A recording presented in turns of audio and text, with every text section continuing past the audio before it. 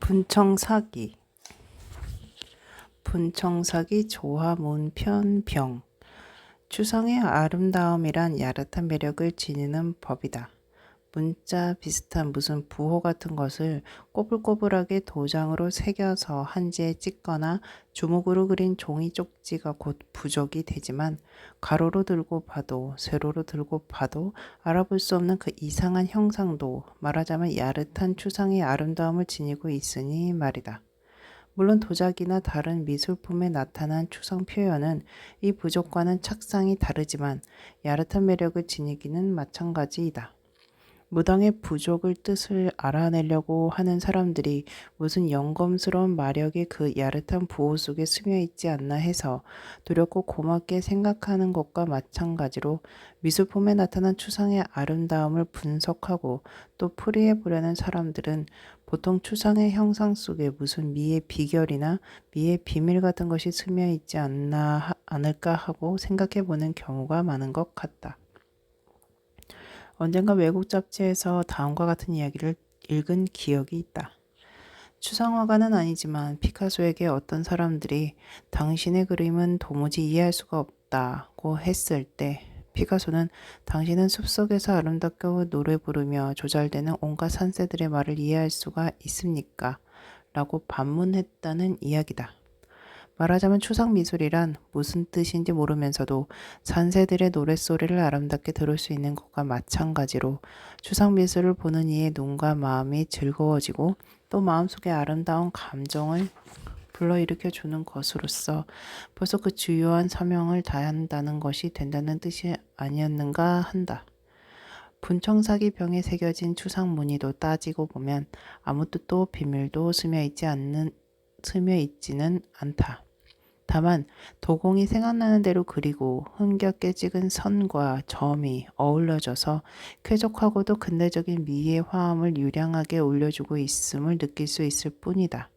이렇게 써놓고 보면 역시 한국 사람들은 추상의 명수라는 뜻이 되기도 하고 오늘날 세계를 휩쓰는 추상 미술의 샘터 하나가 옛부터 이렇게 한국 사람들의 더운 피 속에 맹맥히 스며 내려오고 있었다는 뜻이 된다. 이런 뜻으로도 오늘날 아직도 충분히 자리 잡지 못한 한국 현대 추상 미술의 앞날을 기대하고 또 자랑하고 싶은 마음이 생긴다. 분청사기 추상문 편병 이 가락진 먹과 그 싱싱한 아름다움을 네가 알아본다면 좋고 모른다면 그만이지 하는 생각이 아마도 이러한 병을 주물러낸 도공들이 지녔던 익살반 진실반의 조형의식이었던 것 같다.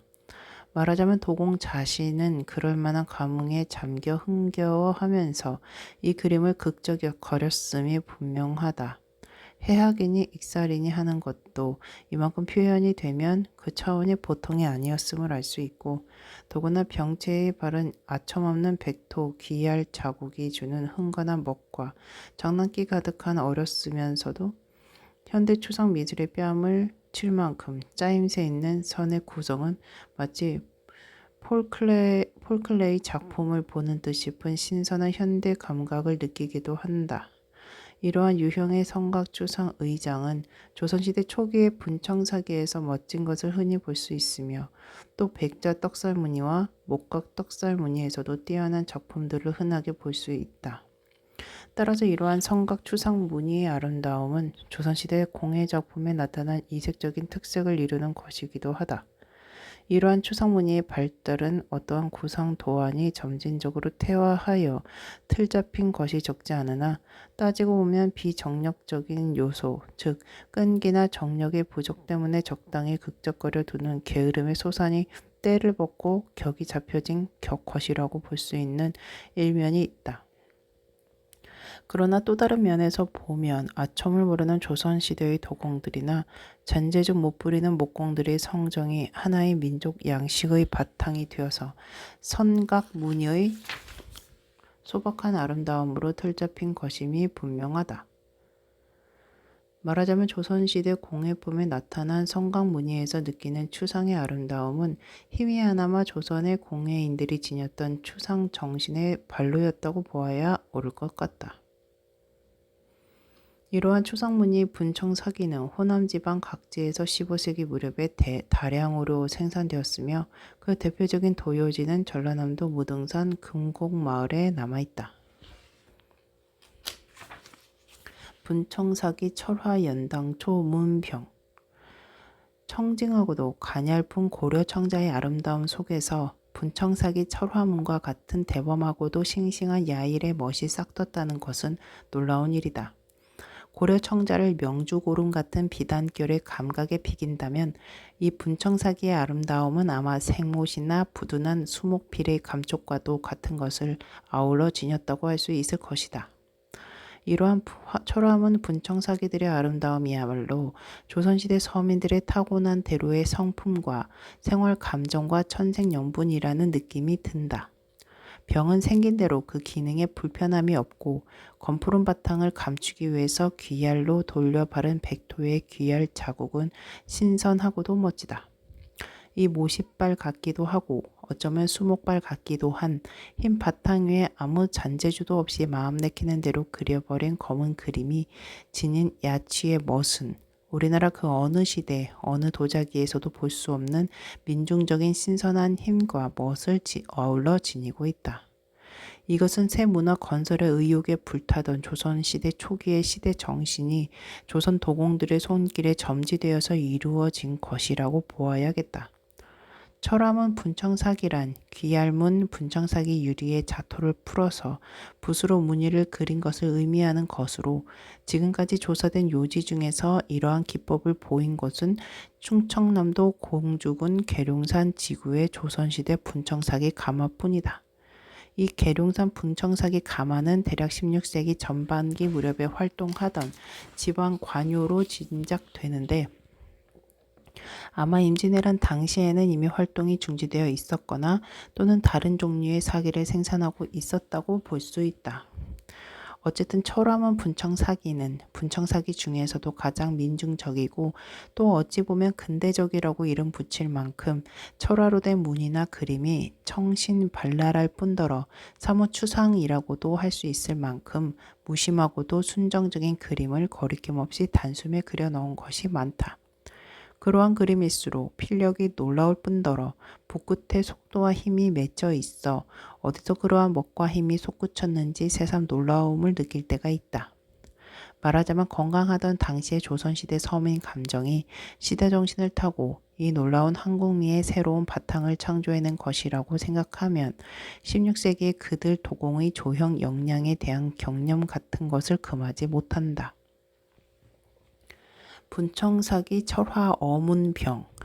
익살스러운 것 같으면서도 천박해 보이지 않는다는 것은 미술에 나타나 해학미로서 반드시 지녀야 할 요건이다. 충청도 계룡산 묘에서 생산된 16세기 무렵의 철화문 분청사기 중에는 이러한 해학미가 깃들인 도안이 적지 않고 또 소박한 분청사기의 피부 질감과 잘 조화되어 조선 초기 도예미의 매우 독특한 분위기를 이루고 있다. 귀얄로 발라진 백토 바탕 위에 주저없는 필치로 그린 꽃이나 구름, 새나 물고기 같은 무늬들을 보면 익살스럽기도 하고 어릿광스럽기도 해서 속이 후련해질 때가 가끔 있다. 어른들의 솜씨로 보면 너무 치기가 넘치고 어린이의 일로 보면 그 도안의 짜임새나 필력은 마치 요즘 화가들의 멋진 소묘에 비길 만도 해서 사뭇 근대적인 감각을 느끼게 해준다. 이 어문병의 도안도 자유분방한 필지 같으면서 하나도 객기가 없는 것이 대견하고 또 이러한 종류의 분청사기 그림들을 모아놓고 보면 그림을 그린 도공들이 어떠한 제약이나 격식에 얽매인 것 같은 흔적을 볼 수가 없는 것이 좋다. 말하자면 내키는 대로 그릇에 알맞게 흥겨워서 그렸을 뿐 아마 꼭 같은 것을 몇 개 그려야 한다는 부담감 같은 것이 없이 그려진 그림들이 아닌가 한다. 물고기의 지느러미가 마치 비어 같기도 하고 비늘 표현도 대범해서 그린 이의 흉중이 헤아려진다고 할까. 그러나 물고기가 연꽃 고갱이와 곁들여져 있으니 비어도 아니요 그저 상념의 물고기라고나 해둘 수밖에는 없다.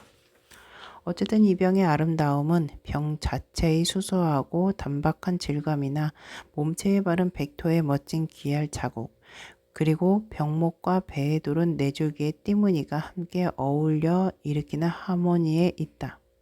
더구나 병 잎의 언저리에만 아무 계산 없이 백토칠을 안 한 솜씨는 무의식적이었다고 해도 장식 미술에 나타낼 수 있는 본질적인 아름다움의 기교를 너무나 정통으로 찌른 느낌이 없지 않다. 분청사기 철화 초문 장군. 삼국시대에도 이미 토기로 만든 술장군이 있었다. 마개를 막은 후 세로로 세워놓고 쓸 수 있도록 한쪽 마구리를 편편하게 맞물린 것이어서 그릇 모양도 재미있고 그런 공리를 해낸 옛사람들의 마음속도 헤아려지는 것 같아서 늘 다정하게 느끼는 그릇이다. 큰 것은 술 두어 말 들어갈 만큼 듬직하게 생긴 것들도 있고 작은 것은 한 주전자의 술이 채 들어갈 수 없을 정도로 자그마한 것도 있다.